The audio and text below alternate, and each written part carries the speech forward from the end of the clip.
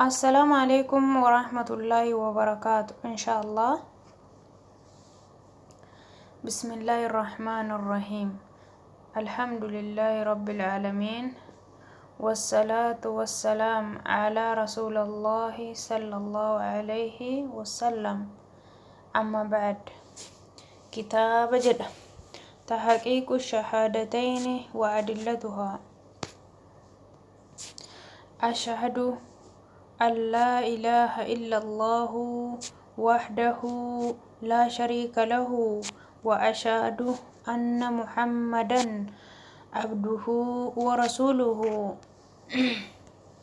السؤال: كم أركان الإسلام؟ الجواب: أركان الإسلام 5. السؤال: وما هي؟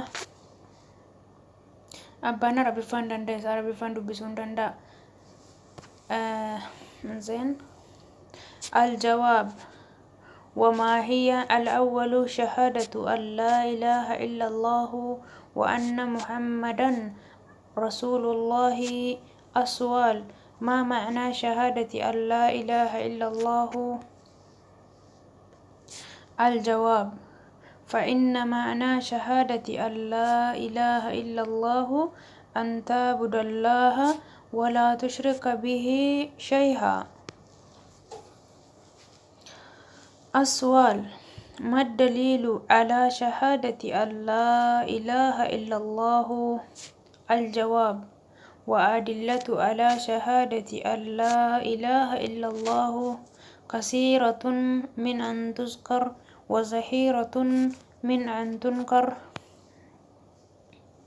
ولكن بحسبي أن أذكر على سبيل المثال لا على سبيل الحصر. ومن ذلك أو منها قوله تعالى في سورة محمد: أعوذ بالله من الشيطان الرجيم، فاعلم أنه لا إله إلا الله واستغفر لذنبك وللمؤمنين والمؤمنات. وفي سورة الزاريات: أعوذ بالله من الشيطان الرجيم، وما خلقت الجن والإنس إلا ليعبدون. وقول